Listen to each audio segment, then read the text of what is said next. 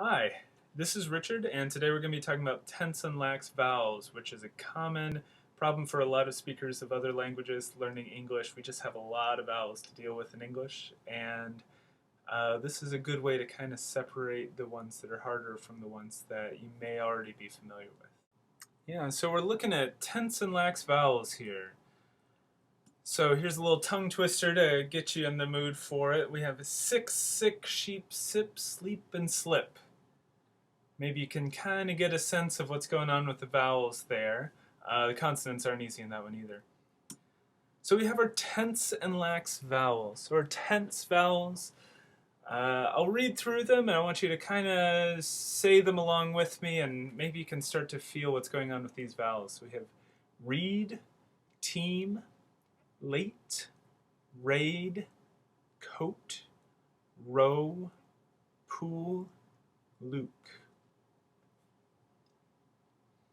Then on the lax side, we have rid, Tim, let, read, caught, raw, pull, look.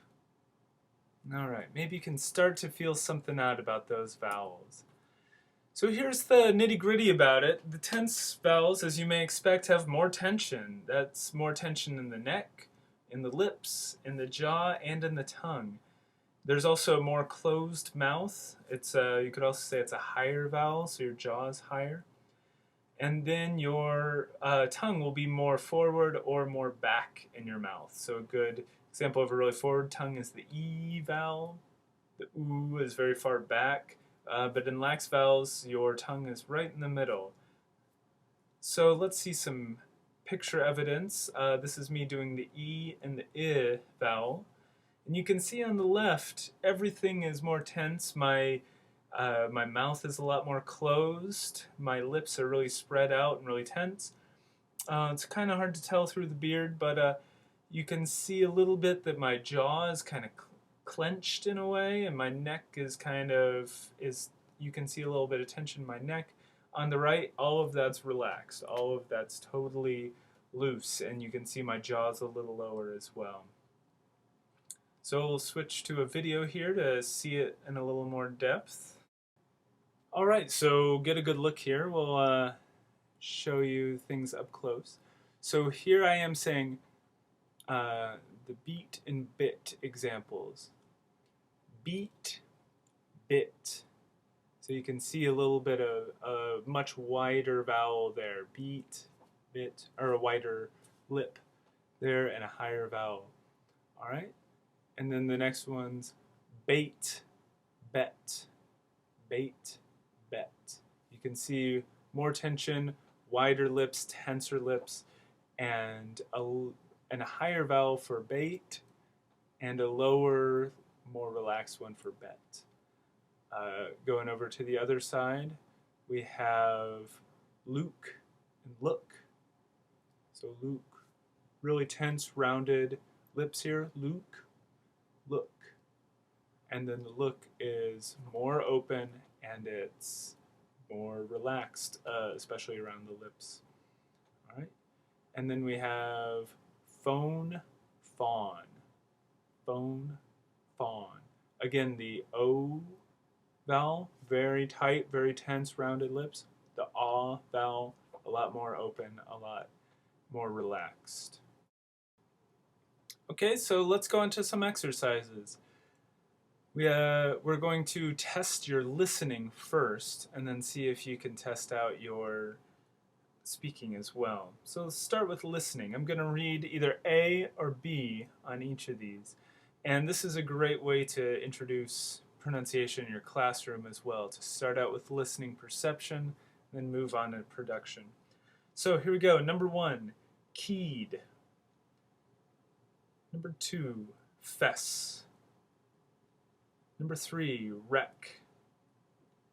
Number 4, wrote. Number 5, scheme. Number 6, Luke. Number 7, Ken. Number 8, phone. Number 9, chip. Number 10, taught.